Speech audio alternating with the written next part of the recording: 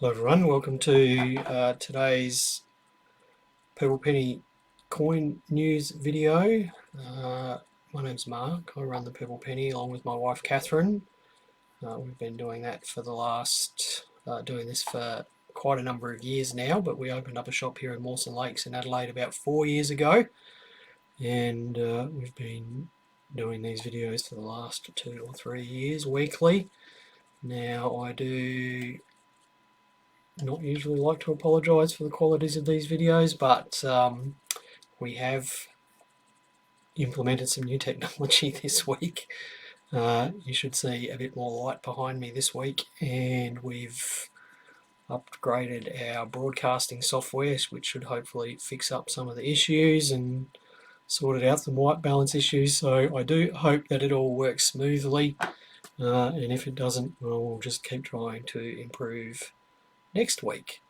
I should just say a quick thank you to Michael, who dropped in during the week. Michael's a YouTuber. He noodles euros. He's from Germany, and he gave me a few helpful pointers on these videos, and probably the most important pointer was to stop doing it if I'm not enjoying it. And I must admit that fighting with it technology doesn't give me a lot of pleasure.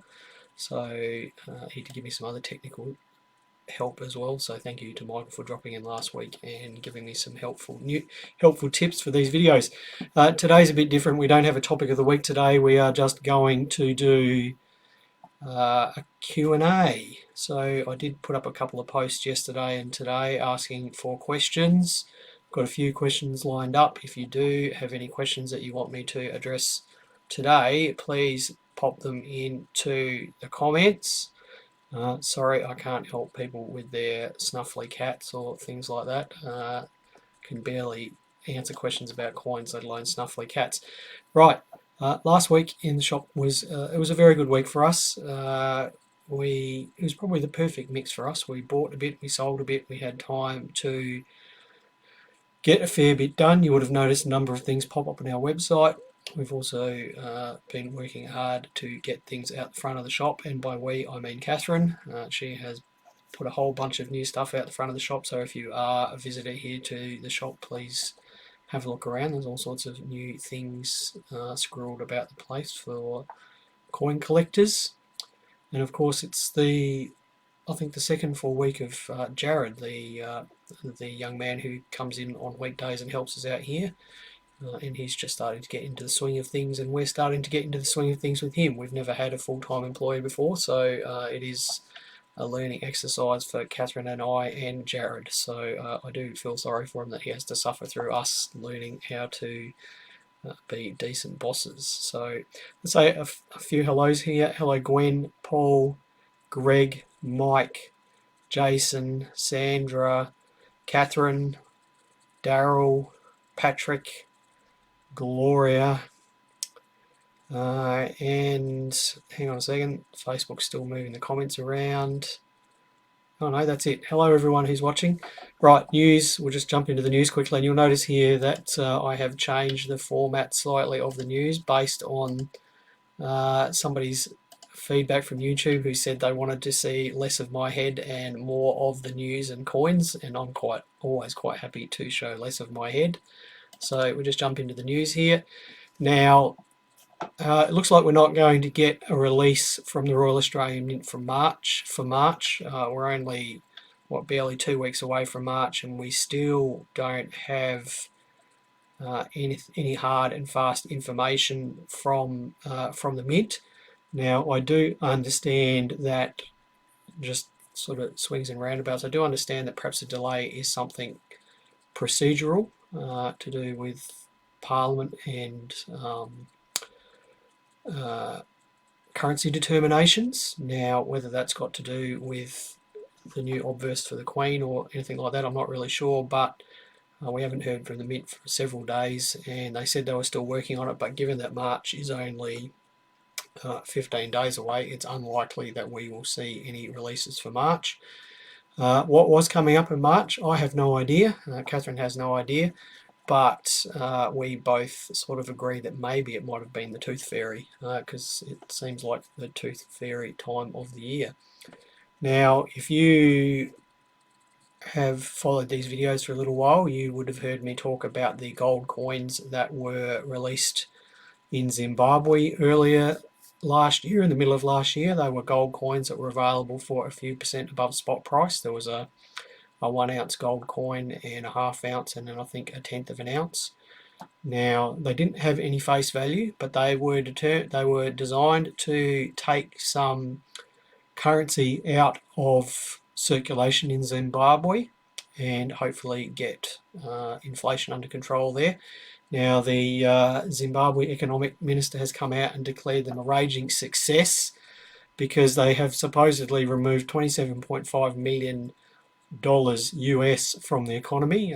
It's been changed into those gold coins. Now, that sounds like a lot, but in the grand scheme of things for an entire country, $27.5 million is not a lot of money. In fact, it's hardly anything at all. It's probably a rounding error in most countries' economies. So while the finance minister of Zimbabwe might be declaring them a raging success, I would have thought that only 27.5 million of them being sold, dollars worth being sold, isn't a huge success for me. Now, hello Ben, welcome. G'day Gary, how you going?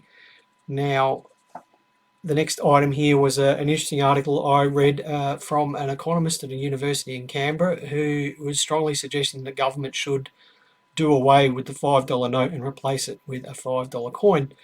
And his reasons weren't to do with the cost of making a $5 coin versus a $5 note. They had nothing to do with the succession of King Charles III over Queen Elizabeth II.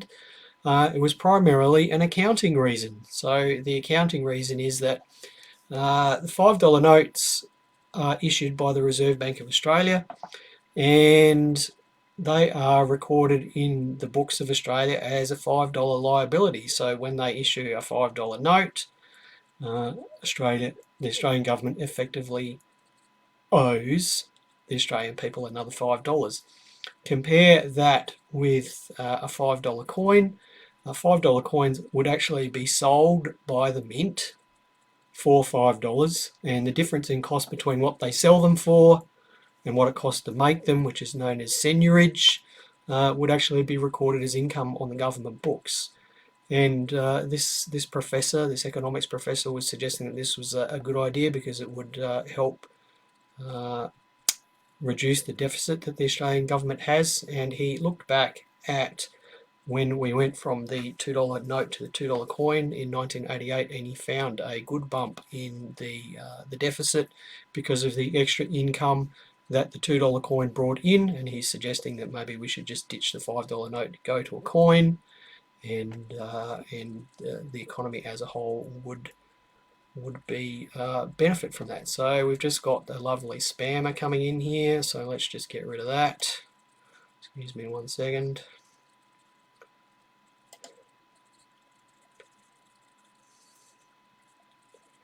We must be getting popular if we've got spammers coming along. Right, there we go, all gone. Now, I thought that was an interesting bit of news. Now, thank you to Damien for the next item here. The New South Wales government is digging up areas of Parramatta for new train stations, and they dug up an area this week that was a women's home in the early to mid 1800s, and they found a number of historical artifacts there. The news story itself was very vague about what the artifacts were, but it was interesting that they had one screenshot of a tray of coins, which we will just pop up here. And this is my first attempt at a slide of this format, so we'll see how we go. There we go. So that's a screenshot of a tray of coins there that the Channel 7 news story used. Thanks to Channel 7 for the use of this image. And it was just interesting to scan your eyes across those items there and try to understand what we're looking at. The hold coins appear to be Chinese cash coins. They are coins that have come from China and probably traded locally amongst Chinese immigrants and labourers. nominal value, but used a lot by the Chinese population, often found in the mining areas in Victoria from the 1860s. So we can see at least 3 of those there. I can see what appear to be 2 British large pennies, so that dates them prior to 1860. They don't look big enough to be cartwheel pennies.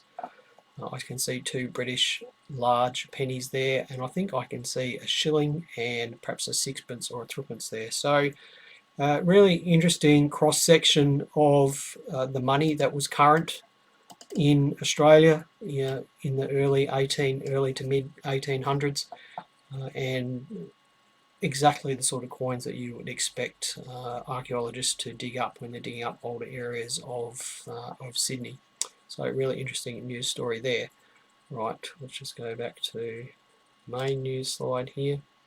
So the last item is something that I really should have touched on last week, but I failed to, was that the Reserve Bank came out a couple of weeks ago and announced that with the passing of the Queen, they would take the opportunity to remove the picture of the monarch from the $5 note. So Charles III will not appear on the $5 note. They were a little bit vague about what would replace it, but it sounds like they're going to replace it with some sort of Indigenous design, whether that be an Indigenous person or artwork or something like that. So that's an interesting thing to look out for. There was no timeline on that. There was no, indication of when that would happen, but I guess that's something to look out for in the next year or so. Right. Hello, Carolyn. Who else has just said hello?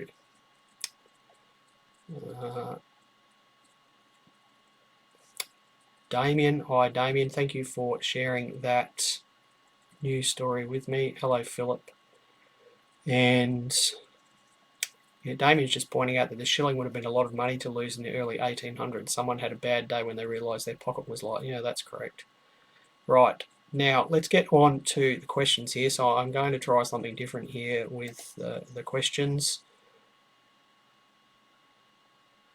So, right. So the first question was from someone yesterday who asked about the 2012 poppy. Is it losing value? Would it be better to keep it or sell it? Now, there's no doubt that they have come back a bit. About 2.5 months ago, they were selling for over $400, the 2012 red poppy on an RSL card. We've had one in our front cabinet now for about 3 weeks or so with about $330 on it, and it hasn't moved. It's up on our website. So there's no doubt that the price of those has dropped back a fair bit. Now, I will just say that, like most of this decimal stuff, there is no shortage of supply of them. They are always available. So they are really primarily driven by demand, and I feel like they had a big surge in interest when the 2022 red poppy was released. There was perhaps a lot of new collectors that appeared when the 22 red poppy appeared, and they wanted those coins, the 2012 coins, to go with the 2022 coin, and that caused a temporary surge in demand. Now, are they going to keep going down or keep going up? Well, your guess is as good as mine. I think while there is interest in $2 coins, that's where most collectors are focused, then I think the price of those will, apart from fluctuations up or down, will largely stay the same or perhaps trend upwards. I guess from a macro coin collecting point of view, if you feel like the general collector interest is moving away from $2 coins and into dollar coins or 50-cent pieces or whatever, then you will probably find that the price of most $2 coins goes down. Now, that's just based on my previous experience with watching collector demand move away from products. So how do you know if general interest for $2 coins is decreasing? I guess follow Facebook groups and things like that and get an idea of what people are talking about on those sorts of groups. At the moment, though, the $2 market is still very hot. Right, next question. Do you send coins directly for grading, or do we use a provider? So Catherine and I have been sending coins for grading since about 2008. We weren't the first people in Australia to do it, but we were amongst the first few. And we had a PCGS membership for a long time. But when we started sending coins less frequently, because believe it or not, since we've opened the shop, we have been sending them less frequently. When the mix of coins changed from before we had the shop as well, we tend to send a lot more gold and things like that now. It turned out it was uneconomic in terms of dollars and time for us to be doing that stuff ourselves. So we have used Imperial Coins and Drake Sterling to submit coins. Happy to recommend either of those organisations. They were great for a couple of reasons. Firstly, they got grading done for much cheaper than what we could as PCGS members. Even as gold members, they got it much cheaper than we did. The paperwork burden on us was much less. For example, Eric at Drake Sterling has a quite easy to use spreadsheet to fill in, whereas filling in the spreadsheet, the form that PCGS supplied, or even the online form, was quite burdensome. So we use a service provider. We don't send anything ourselves anymore. We don't send coins for other people. If someone rings us up and wants coins graded, we recommend that they use either Drake Sterling or Imperial, who seem to be the two biggest ones here in Australia. I believe also Jeff at Cockatoo Coins is a registered PCGS submission centre here in Australia. Never used Jeff, don't know how good he is. Jeff's a nice guy. I've worked with him before, but I've never used his submission services before. So that's a couple of asked questions. Let's just have a look to see if anyone's asked anything in the comments here that I might be able to help them with, if I can get back there. Right, here we go.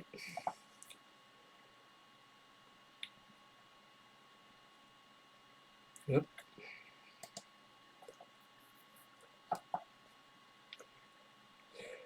Ty says, do you feel the $2 hype is starting to drop and other denominations and banknotes are starting to become more popular? Ty, I do get a bit of a sense for that at the moment, but I think that's simply because it's been almost 3 months since there was a $2 release, and I am a great believer that much of the hype around collectibles is driven by sellers on Facebook who are seeking profit.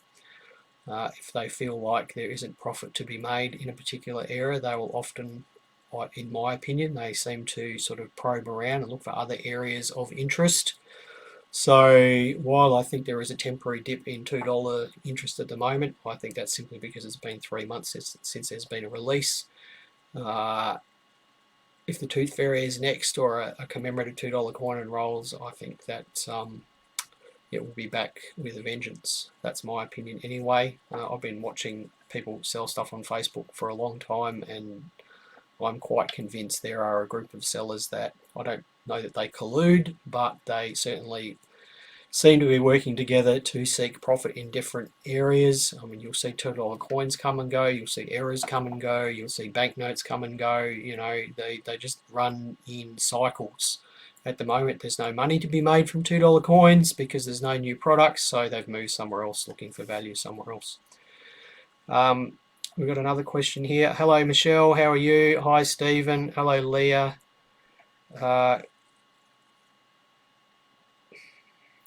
Let's have a look here. Now,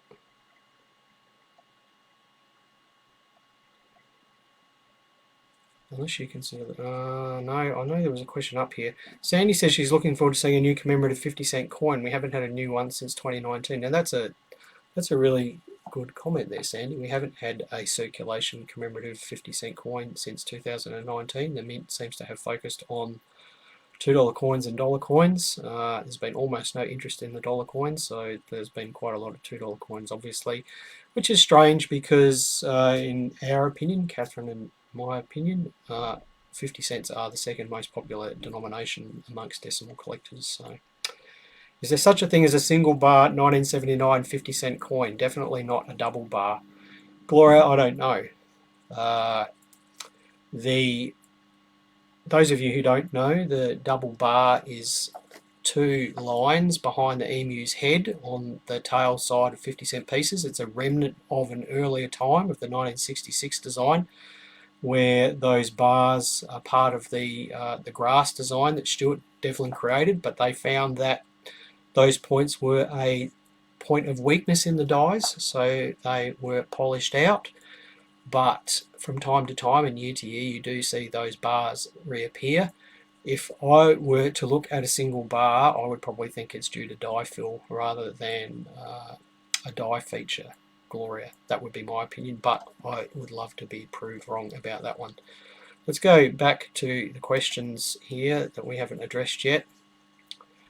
How long have we been going? We'll probably do one or two more questions and then we'll call it quits for today. But if people are interested in these sorts of Q&A sessions, I'd be happy to do one of these a month if you're happy to pre-warm me with some questions first. Are pre-decimal coins, rolls and notes losing their appeal for buyers? Yes, I don't think there's any doubt about that. The collecting of pre-decimal coins and notes is a more sophisticated collecting area, and I don't mean that the people are more sophisticated. I mean that they require a deeper level of knowledge of coin grading, because it's not effectively, all the coins aren't the same quality. With new releases, the coins are effectively all the same quality. The packaging is all the same quality, so you collect what you like. You don't need to be an expert coin grader to collect new mint product. You can collect what you enjoy and themes that you enjoy. Whereas pre-decimal coins, if you're going to get into it seriously, and notes, then it is very much dependent on grade and condition of coins and notes. So you need to understand how to grade. You need to be able to pick clean coins and clean notes, and improved coins and improved notes. You need to understand the difference between strike weakness and wear, and these are things that, while none of them are particularly difficult for a lot of collectors, they just aren't interested in learning that much, because it can sometimes seem like hard work. And as a consequence, very few new collectors that come into the hobby transition over to that area of collecting. Older time collectors that were collecting that sort of stuff, they're aging out. A lot of them now, if they were collecting pre-decimal coins in the 70s and 80s, are hitting their 70s and 80s now, and they're getting rid of their collections. So the number of pre-decimal coin and banknote collectors, I feel like, is decreasing every year.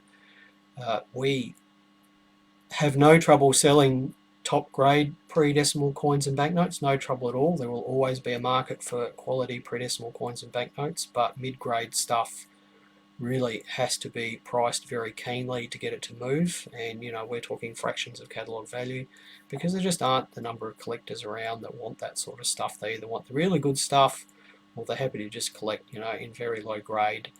And you only need to look at how the prices of mid-grade key date coins like 46 pennies and 25 pennies and things like that have really stayed the same for a decade or more. The demand just isn't there anymore. That's a really good question, whoever asked that question. Now, the last question for today, there was a question here about walking through the process of how to select a coin for grading and packaging. That's a multi-week topic. That just perhaps we won't answer another question, but Catherine and I, we only send 1 or 2 submissions a year to PCGS now. We've really changed the way that we consider coins for grading. We get very few modern coins graded anymore. We've really almost given up on getting $2 coins graded. We don't get any decimals graded apart from the odd 1966 round 50-cent piece, or the odd 2012 red poppy $2, or sometimes we'll get decimal coins graded because the packaging that it comes in is damaged and the coin needs to be protected. So the planetary, the Southern Skies coins are a great example of that. The packaging for those degrades terribly, so we often get those graded because they can't be sold in the packaging they come in. So we really look for high quality pre-decimal coins, high quality world coins, and high quality pre-decimal notes. Now that's sort of the only stuff that we get graded. High quality sovereigns and world gold as well, because the margins are very small, but we feel like a lot of that stuff sells much easier once it is graded. It's not really necessarily a profit thing, it's more of a being able to move it on thing. People are much more comfortable buying a PCGS AU58 banknote than they are buying one that Catherine and I grade almost uncirculated. So that's primarily the reason that we get things graded these days, rather than a purely profit motive, which is what a lot of other people use as the reason to get their coins graded. Right, let's just go back to the dashboard here. If Facebook will behave itself. Gwen says, is it really necessary to have coins graded? No, it absolutely isn't, Gwen. If you can store your coins properly and you're happy with their authenticity, then there's no reason to get your coins graded. But that being said, there are a lot of reasons to get your coins graded. There's no compulsion to do so.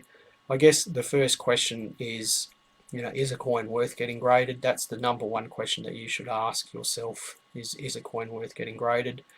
And then there are reasons primarily around the disposal of coins that might result in you getting a coin graded. Okay, and that again is just liquidity, which I just mentioned. Right. Hello, Peter. Welcome. Yes, you are late. I think that will do for today. Thank you, everyone, for taking part. It's been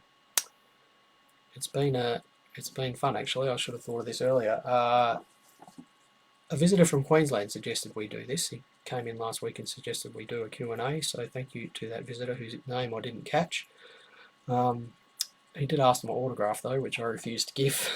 I'm not giving autographs. We'll do this again in March, I think. I think this is well worth doing again. I will go through the comments later and pick out the questions in there that I haven't answered today. So David Trotter has asked a question there. Sandra has asked a question there. Anyone else that I've missed, I do apologise, but time's up. Thank you, everyone. I should just say, Catherine and I are so grateful for the support that everyone has given us in the last few weeks with the release of the Vegemite mint sets and the baby mint sets and the proof sets and the baby proof sets. They've been moving out of the shop just so quickly, and that's because of all you out there. We really appreciate the support, and you guys make it fun, really, guys and gals. You make it fun, and we couldn't do it without you, and we couldn't do it without your support. If we didn't sell this mint stuff, then the shop wouldn't be here, and if we didn't sell all the mint stuff, we wouldn't be able to give as many people $2 coins as what they want, which is really something that we strive to do, is to spread that around. And again, that's all because of you folk out there. Thank you for everyone who did buy Vegemite mint sets and baby mint sets and proof sets and all that sort of stuff off of us. It is really appreciated. I am quite surprised how much of that stuff moved out of here. It's a lot of work for not a lot of money, but it is really heartening to see it flying out the door, and it's heartening to see coin collecting as strong as it is. And again, that's all you folk out there that are responsible for that. Right. Bye for now, everyone. Have a great week. Happy collecting. And we'll be back next week. Bye for now.